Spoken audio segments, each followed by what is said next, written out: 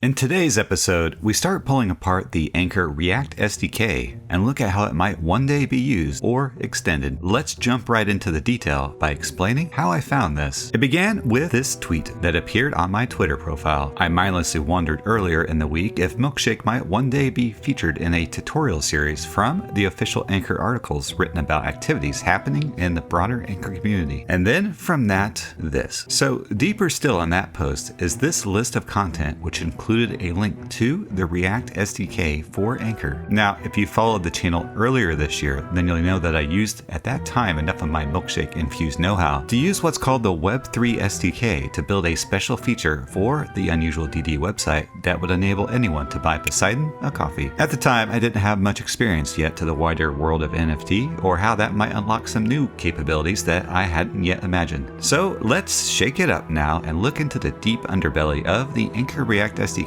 Specifically, let's start with the capabilities that this SDK exposes. There are 9 exposed hooks in the ANKR React SDK. Before I explain what a hook is, let's just put all 9 up on the screen. They are use NFTs by owner, use NFT metadata, use transactions by hash, use logs, use blocks, use account balance, use token holders count, and use currencies. These are called hooks that expose functionality in the ANKR.js framework. Now, if you trace through the code, you'll find that these hooks are all extending capability in the code, and you can find the code here on npmjs.com. Even better, there's handy documentation about what each and all of these things mean on the official npmjs website. With the recent NFT coverage on Unusual Due Diligence, you'll find I'm actively learning where and how NFT can be best applied, and so all of this intrigued me. For example, what is this first one? The one here called use NFTs by owner. What I would later learn is that what is happening here is that these use verbs, that's quote use end quote use verbs, are actually on the ANKR.js SDK as quote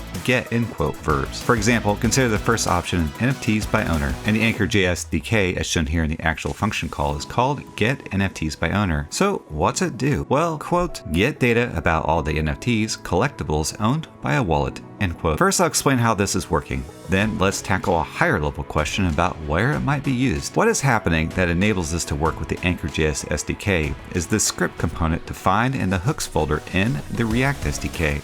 So if you look over this code here, what you see are 20 lines of code explaining how the React hook should be implemented. React hooks are interesting, as I had to look up what they meant. I have very little experience with React, so I found the following history related to React hooks rather fascinating, and I'll share that with you today. You see, React hooks were introduced all the way back in 2018.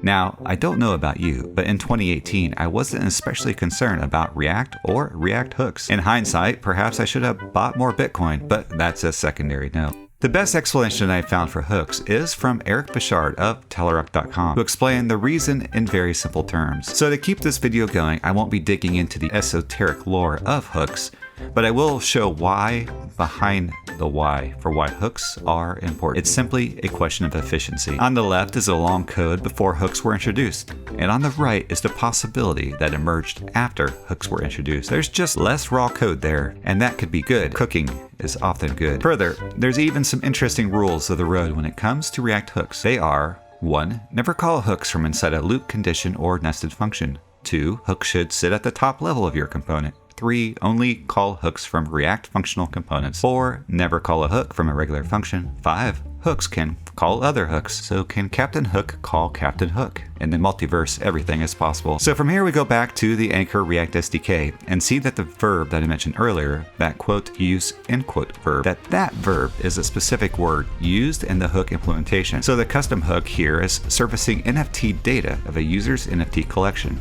But there's more. It also surfaces the metadata of that NFT collection. NFT metadata is quite intriguing to me. This metadata is what provides attributes of the NFT that maybe has utility in not just one application, but multiple. In fact, NFT metadata surfaces information that a creator finds interesting to attach to their NFT. Let's give an example.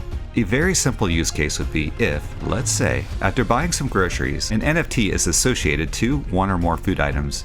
The NFT includes all the origin information of where your food is coming from. You could then pull up, say, a dApp, and that dApp could provide a worldview of where all over the world your food is coming from. I suppose that would probably exclude the milkshake, because I'm pretty sure that's why we're both here. This is Unusual Due Diligence. I am Poseidon, the mighty and ancient god of the sea that animates me, the talking milkshake. In today's reaction video, we went over the aspects of the ANKR React SDK and pondered how these capabilities might one day be used. It might be time to get the milkshake a keyboard and see if we can't figure out how to make an app. Make waves, my friend.